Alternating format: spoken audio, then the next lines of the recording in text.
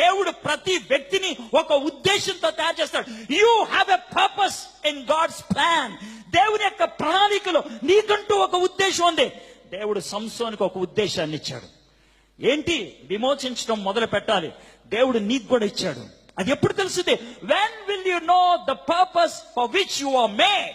దేవుడు నిన్నెందుకు సృష్టించాడు నీకు ఎప్పుడు తెలుస్తుంది? When you spend time with God. Orientation జరగాలి దేవుడితో.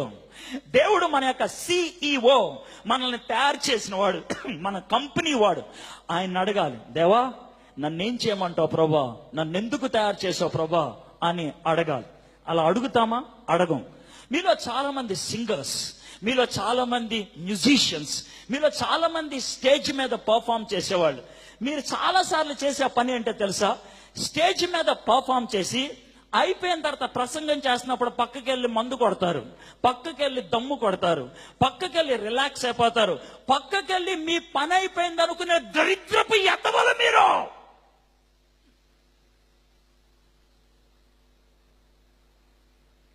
I know that. మీ సుత్తి టాలెంట్ ఎవడకు కావాలి? మీ సుత్తి టాలెంట్ ఎవడకు కావాలి? దేవుడు గాడిద చేత పాట పాడించగలడు, దేవుడు కుక్క చేత నాట్యం చేయించగలడు, కానీ పవిత్ర జీవితం నువ్వు ఒక్కడివే జీవించగలవు. Only a human being can live a holy life. And if you lose that exclusive character, ఆ ప్రత్యేకమైనటువంటి పవిత్రత అనే దాన్ని నువ్వు కోల్పోతే నీకు మీ ఇంట్లో ఉన్న కుక్కకి తేడా లేదా? You don't have a difference. తల లేదు, నీకు టాలెంట్ ఉంది. ఎందుకు టాలెంట్ ఉంది? తల లేకపోతే బెన్ లాడానికి బుర్ర లేదా? అమోఘమైన బుర్ర ఉంది. అమోఘమైన బుర్ర అంటే అమెరికా లాంటి శక్తివంతమైన దేశాన్ని ఒక్కడే అడవిలో ఉండి వణికిచ్చాడు ఆయన.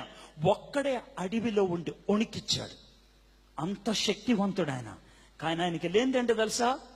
బుర్ర. He doesn't have a brain. Brain లేనివాడిలాగా వ్యవహరించొద్దు, బ్రెయిన్ లేనివాడిలాగా ప్రవర్తించొద్దు. Wait for God to speak to you.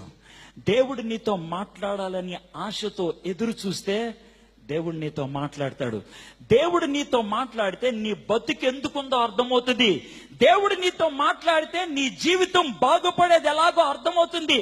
దేవుడు నీతో మాట్లాడితే నీ జీవితంలో ఎక్కడ పతనం అవుతుందో అర్థమవుతుంది.